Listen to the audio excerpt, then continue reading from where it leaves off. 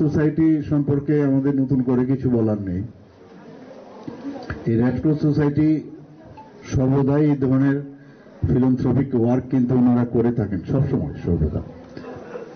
কিন্তু আমাদের সরকার আসার আগে আমি এটা বলতে দ্বিধা নেই, রাজনীতির বিষয় না, রেড ক্রস সোসাইটির অস্তিত্ব ছিল কিনা আমার একটা সবসময় সন্দেহ ছিল।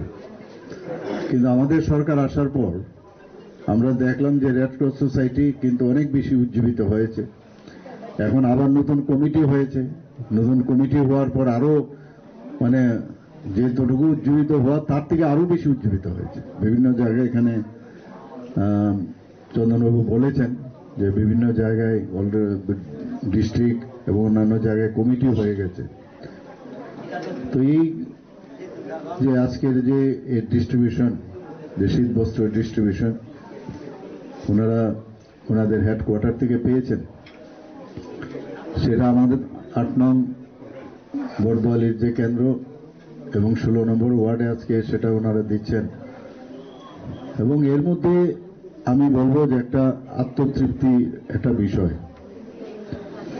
যারা দিচ্ছেন বা আমরা যারা এখানে উপস্থিত আছে আমাদের মধ্যে তো একটা বিরাট একটা আনন্দের বিষয়।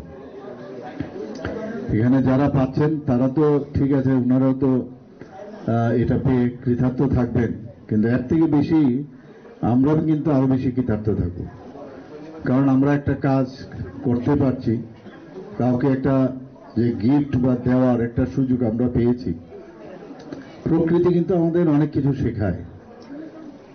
প্রকৃতি আমাদের শেখায় কিরকম, যেমন সূর্য বিনা পয়সায় আমাদের কিন্তু রৌদ্র দেয়, দেয় কিনা? জল আমরা প্রকৃতির থেকে আমরা জল পাই, এবং সূর্য যদি না থাকতো কি অবস্থাটা থাকতো, জল যদি না থাকতো কি অবস্থাটা থাকতো, হাওয়া যদি না থাকতো কি অবস্থা থাকতো। অর্থাৎ গিফটেড বাই গড হিমসেলফ, সবকিছুই গিফট, এবং যেখানে যার প্রয়োজন সেই প্রয়োজনীয়তা অনুসারে সেটা কিন্তু আমরা পেয়ে থাকি। এর থেকে আমাদেরও শেখা উচিত। আমরাও কিন্তু মানুষকে এর থেকে ইন্সপায়ার হয়ে সেই কাজটা অন্তকে খানিকটা তো আমরা করতে পারি, এবং সেই কাজটাই কিন্তু আমরা করছি। শীতও কিন্তু একদিকে প্রকৃতির বিষয়, এবং শীত আমি দিলাম, এবং now how you will protect it is up to you. খালি আমরাই খালি দিয়ে যাব উপর থেকে, প্রকৃতি ভগবান আমাদের দেবে আর আমরা কিছু করবো না। কাজে গিভ এন্ড টেক পলিসি তো কিছু তো করো তোমরা। এই জায়গায় আজকে আমরা এই ধরনের সব জায়গার মধ্যেই করছি। আজকে প্রায় আজকে 5টা ওয়ার্ডে এই শীতবস্ত্র দেওয়া হচ্ছে, এবং এটাই হওয়া উচিত। এর মধ্যে যেমন একটা কানেকশন থাকে, কানেক্টেড হওয়া যায়, এবং একজন আরেকজনের সাথে আমাদের একটা সংস্পর্শে কিন্তু আসে। আগে আমরা দেখতাম বহু জায়গার মধ্যে আমরা যেটা শুনতাম আর কি, রাজনীতির বিষয় যদি আলোচনা করি, যে একবার এখান থেকে যদি পাশ করলে ওই বিধায়কের চেহারাই নাকি দেখা যায় না, এরকম ছিল কিন্তু আগে। আর এখন মনে হচ্ছে যে আপনি ওই জায়গায় গেছেন, আমাদের এখানে কেন আসছেন না। এখন একটা হেলদি কম্পিটিশন চলছে। আগে তো আসতোই না, যে ভোটের সময় খালি ভোট চাইতে আসতো, আর এখন বলছে যে আপনি ওখানে 5 বার গেছেন, আমাদের এখানে 4 বার এসছেন, কেন 6 বার না। তো এরকম একটা কম্পিটিশন এখন শুরু হয়ে গেছে, কারণ এখন ফিলোসফি একটু অন্যরকম, পরিবেশ অন্যরকম। কিন্তু আমরাও কোনোদিন ভাবিনি যে ভারতবর্ষের রাজনীতি বা একটা আধ্যাত্মিকের যে পরিবেশ, এরকম একটা সৃষ্টি হতে পারে। সব উপর থেকেই সব তৈরি, সময়ে কথা বলে, এবং ইতিহাস বা আমরা যদি মাইথোলজি বিশ্বাস করি, আপনারা দেখবেন যখনই কোনো অতিরিক্ত কিছু হয়েছে তখনই কিন্তু অনেকের আবির্ভাব হয়, এবং সেই কারণে আমরা অনেক সময় শক্তির আরাধনা করি। আর এই শক্তি এখানে না একজনকে আরেকজনকে মারবার জন্য। শক্তি আমাকে শক্তি দাও মানসিকভাবে, আমাকে শক্তি দাও আমার মস্তিষ্কের যেন শক্তি হয়, আমাদের শারীরিকভাবে মানসিকভাবে আমাকে শক্তি দান করো ভগবান, যাতে মানুষের জন্য কিছু কাজ করা যায়। তো আজকের এই যে রেড ক্রস সোসাইটির মাধ্যমে যে আজকে ওনারা যে বস্ত্রদানের ব্যবস্থা করেছেন, ওনাদেরকে আমি ধন্যবাদ দেব যে আপনারা এই ধরনের কাজ নিয়মিত করে থাকেন, আজকে এখানে করেছেন, আগামী দিনও করবেন। আমি বিকেরে সাহেবকে আমি ধন্যবাদ দেব এবং এখানে ধন্যবাদ দেব আমাদের চন্দন দেবনাথ মহোদয়কে এবং অন্যান্য যারা মেম্বার্সরা এখানে এসেছেন, আর বিশেষ করে যারা গ্রহীতা যারা নিতে এসছেন তাদেরকে আমি ধন্যবাদ দেব যে ওনারা মানে এটা কিন্তু আমার মনে হয়, আমি সবসময় পুজোর সময় দিই, এটা যেন এরকম না হয় যে এটা কিন্তু একটা গিফটের মতো, একটা গিফট দেওয়া হচ্ছে, এইভাবেই আপনারা নেবেন এবং এই গিফটের যে তার যে তরঙ্গ সেটা কিন্তু অনেক নিচ অব্দি যাবে এবং এই তরঙ্গ যখন যাবে প্রতিটা জায়গায় নিচে নিচ অব্দি, যে এমন জায়গায় গিয়েছিলাম আজকে এই শীতবস্ত্র আমরা পেয়েছি, তো কারা কারা ছিলেন তাদের নাম আসবে, এতে করে মানুষ মনে রাখার যে একটা বিষয়, সবাই তো আর বেঁচে থাকবে না সারা জীবন, এরা বয়সের পরে তো সবাই একটা নির্দিষ্ট সময় আছে, কিন্তু কাজের মধ্যেই আমাদের থাকতে চাই। বিবেকানন্দজি বলছেন যে service to people, service to god. কাজে ওই জায়গার মধ্যে মানুষের জন্য যদি কিছু করা যায়, আলটিমেটলি প্রতিটা মানুষের ভিতরেই ভগবান আছেন, তাকে পাওয়া যায়। সবাইকে এখানে আবার উপস্থিত থাকার জন্য হার্দিক। 16 নম্বর ওয়ার্ড অন্তর্গত আফগান বদলি মন্ডল তথা বিধানসভা আজকে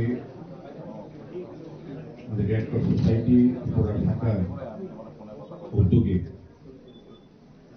মাননীয় মুখ্যমন্ত্রীর হাত ধরে যে শীতবস্ত্র উপহার প্রদান করার যে অনুষ্ঠান, তাতে আমাদের মধ্যে উপস্থিত আছেন আমাদের রাজ্যের যিনি সকলের প্রিয় জাতি জনজাতি সকল অংশের মানুষের কাছে এবং উন্নয়নের যিনি মুখ বা দিশা আমাদের রাজ্যের যিনি এই বিধানসভার যিনি অভিভাবক তথা রাজ্যের অভিভাবক,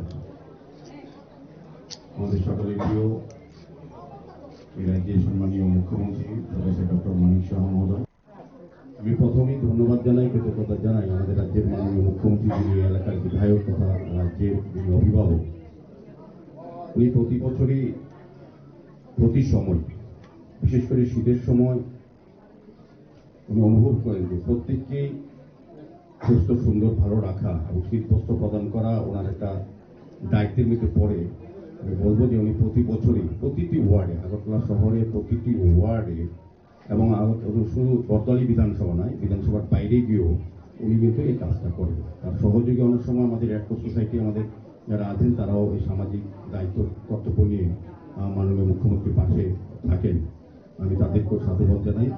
আমাদের মুখ্যমন্ত্রী আমাদের গর্ব, আমি বলবো ওই রাজ্যে যে প্রতিটি বুথে প্রতিটি মানুষের সঙ্গে আমাদের রাজ্যে প্রথম দেখা। আমিও বহু বছরের রাজনীতি করি, তো আমার দেখার মধ্যে রাজনৈতিক ব্যক্তিত্ব তিনি সাধারণ মানুষের সঙ্গে সর্বসময় সমস্ত বিষয়ে একটা যোগাযোগ বা সম্পর্ক তৈরি করেন বা নিজের থেকে রাখেন।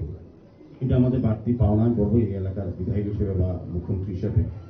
এবং উন্নয়নের কথা যদি বলি, আমি যে ওয়ার্ডে থেকে কর্পোরেটর, আমি রামনগর বিধানসভা ওনার কল্যাণে আমি বলতে দিতে না, এখানে সবসময় সত্যটা স্বীকার করা উচিত। আজকে যে বিধানসভায় রামনগরে গেছি, সবচেয়ে বেশি অবদান, সবচেয়ে বেশি দায়িত্ব নিয়ে কাজটা করেছি পাঠানোর জন্য আমাদের মুখ্যমন্ত্রী। আমি ওনাকে কৃতজ্ঞতা প্রকাশ করছি, সুযোগ পেয়েছি কাজ করার রামনগরবাসীর জন্য।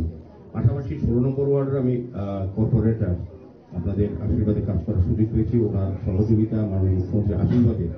যখনই শুধু 16 নম্বর ওয়ার্ড নয়, আগরতলা শহরে উন্নয়নের ক্ষেত্রে আগরতলা পৌর নিগমের মেয়র হিসেবে যখন আমি ওনার কাছে যখনই যাই, এবং মেয়র হওয়ার সময় ওনার একটা ভূমিকা ছিল, উনি সভাপতি ছিলেন দলে, তখন আমাকে মেয়র করা হয়েছিল সর্বসম্মতিভাবে। আমি যতটা জানি মাননীয় মুখ্যমন্ত্রী দায়িত্ব নিয়েছিলেন, তখন উনি সভাপতি ছিলেন দলে। পরবর্তী উনি মুখ্যমন্ত্রী হয়ে আমাদের সার্বিক আগরতলা শহরবাসীর যে প্রত্যাশা বা মৌলিক চাহিদা বা সমস্যা সমাধানের জন্য যে ডেভেলপমেন্ট কাজগুলি হয় আমাদের সারা রাজ্যের উন্নয়নের সঙ্গে, তিনি কিন্তু শহরের উন্নয়নে সর্বসময়, আমি একদম আপনাদের সামনে বলতে পারি যে সর্বসময় উনি কিন্তু আমাদেরকে নির্দেশ দেন, পরামর্শ দেন, অনেক সময় বলেন এভাবে কাজটা করা উচিত। এবং অনেক সময় আমরা দেখেছি বিভিন্ন সময় এত ব্যস্ততার মধ্যেও বিভিন্ন ওয়ার্ডে, শুধু যে বরদলি বিধানসভা অন্তর্গত এরকম বিষয় না, বিভিন্ন ওয়ার্ডে উনি কিন্তু নিজের থেকে স্মার্ট সিটি মিশন, পূর্ত দপ্তর, নগর দপ্তর এবং পৌর নিগমের কাজগুলি পরিদর্শন করেন এবং আমাদেরকে নির্দেশ দেন এবং ওনার সঙ্গে পরিকল্পনা করি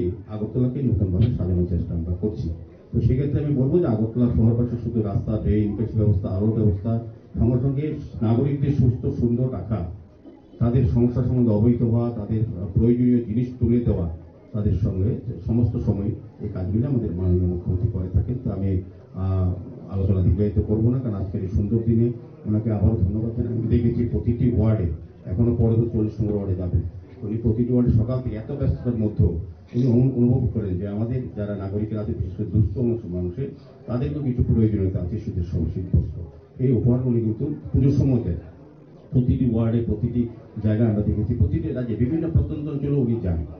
পুজোর সময় দেখেছি উনি কাজগুলি করেন। তাছাড়া সারা বছরই প্রতি ওনার বাড়িতে বুধবারে উনি মানুষের সঙ্গে কথা বলেন। এটা একটা বিরল দৃষ্টান্ত আমি বলবো যে জননেতা বা জনপ্রতিনিধি যেটা হওয়া দরকার বা যেরকম মানুষ চাইছেন, এটা কিন্তু আমাদের মুখ্যমন্ত্রীর কাছে আমরা পাই। আমাদের টিম ওয়ার্ক করছে এটা সারা রাজ্যে। কাজে আবারও মাননীয় মুখ্যমন্ত্রীকে অনেক অনেক ধন্যবাদ জানাই। এত ব্যস্ততার মধ্যেও তিনি আমাদের 16 নম্বর ওয়ার্ডের যারা যাদেরকে বস্ত্র দেবেন তাদেরকে আহ্বান করেছেন। আমি আশা করব যে সকলের আশীর্বাদে, ভগবানের কাছে প্রার্থনা, আপনি আরো দীর্ঘজীবী হয়ে রাজ্যের উন্নয়নে আপনি আরো সময় দেবেন, এই আশা রেখে উপস্থিত সকলকে ধন্যবাদ জানিয়ে আমার আলোচনা